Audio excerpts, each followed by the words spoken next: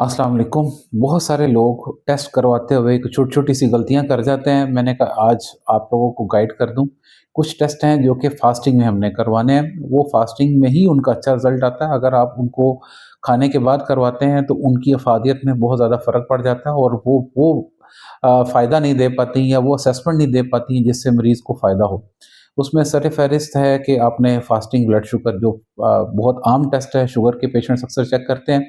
अपनी फ़ास्टिंग को चेक करने के लिए वो आप फ़ास्टिंग में चेक किया करें, खाली पेट चेक करवाएँ।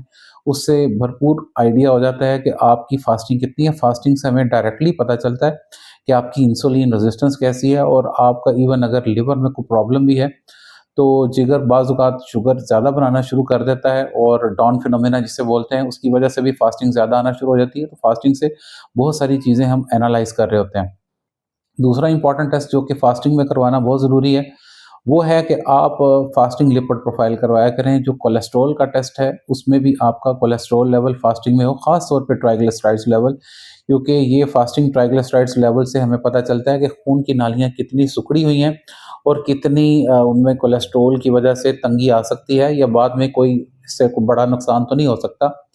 जो कोलेस्ट्रॉल के बाकी पैरामीटर्स हैं जिसमें एलडीएल है, टोटल कोलेस्ट्रॉल है, नई और जो लेटेस्ट गाइडलाइंस हैं उसके मुताबिक उनकी बाकी जो नॉन फास्टिंग रिपोर्ट है उनसे भी हमें अच्छी असेसमेंट हो जाती है। लेकिन ख़ास तौर पे जो ट्राइग्लिसराइड्स लेवल हैं उसमें हमें फास्टिंग रिक्वायर्ड होती है। ये 2 बहुत ज़रूरी टेस्ट हैं।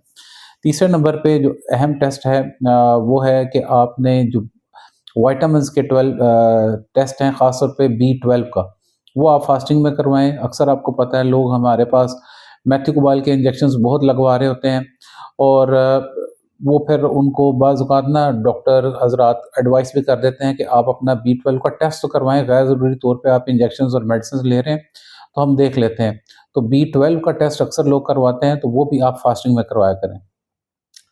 जो नेक्स्ट इम्पॉर्टेंट टेस्ट फास्टिंग में करवाना बहुत ज़रूरी है, वो है आपका फास्टिंग इंसुलिन लेवल्स। जो लोग ये देखना चाहते हैं कि आया कि उनका लबलबा प्रॉपर इंसुलिन बना पा रहा है या नहीं बना पा रहा, लबलबा कमज़ोर तो नहीं हो गया और उनको शुगर होने के पीछे लबलबे की कमज़ोरी तो नहीं है, तो वो टेस्ट जो फास्टिंग इंसुलिन लेवल्स हम तब एडवाइस करते हैं कि जिनमें हमें शुबा हो, तो ये टेस्ट भी आपने फास्टिंग में ही करवाना है। लास्ट पे सबसे इम्पोर्टेंट टेस्ट जो कि आपने फास्टिंग में करवाना होता है वो सी पेप्टाइड लेवल्स है। ये भी हमें तकरीबन 10-12 घंटे की फास्टिंग में हम ये टेस्ट एडवाइस करते हैं सी पेप्टाइड का। इससे भी हमें यही पता चलता है कि लबलबे की इंसुलिन बनाने की कैपेसिटी कैसी है और आया कि लबलबा ठीक काम कर रहा है या नहीं काम कर रहा। टाइप 1 शुगर और टाइप 2 में फ़र्क करने वाले ये 2 टेस्ट हैं, fasting insulin and fasting C peptide levels. ये हैं जो कि आम रूटीन में होने वाले टेस्ट हैं, जो कि आपने फास्टिंग में करवाने हैं। इनसे अगर आप इसको खाने के बाद करवाते हैं तो इनकी फ़ादियत में बहुत ज़्यादा फ़र्क आ जाता है। जो टेस्ट जिनको आप नॉन फास्टिंग में करवा सकते हैं खाने के बाद जब मर्ज़ी दिल चाहे, चाहे फास्टिंग में करवाएँ, चाहे नॉन फास्टिंग में करवाएँ, उनमें कोई फ़र्क नहीं पड़ता। उसमें कुछ टेस्ट जिस तरह के सीबीसी है, कंप्लीट ब्लड काउंट जिसमें हमें व्हाइट सेल्स और रेड सेल्स का पता चलता है, जो आपकी किडनी के टेस्ट हैं, जो आपके लिवर के टेस्ट हैं, जो आपका अल्ट्रासाउंड है, चेस्ट एक्स-रे है, ईसीजी है, इवन हार्ट के भी जो कुछ टेस्ट हैं, तो इनमें आपको फास्टिंग रिक्वायर्ड नहीं होती। ब्लड टेस्ट की मैं बात कर रहा हूँ, इनमें हमें फास्टिंग रिक्वायर्ड नहीं होती, ये आप किसी भी टाइम जाके करवा सकते हैं।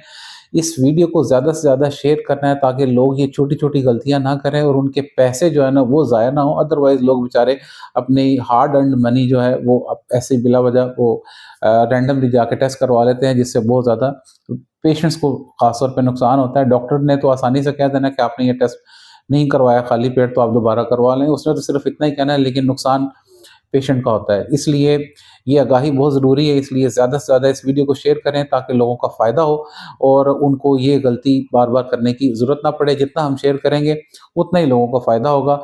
इजाज़त दें, doctor Mehboob Ahmed, diabetes and medical specialist.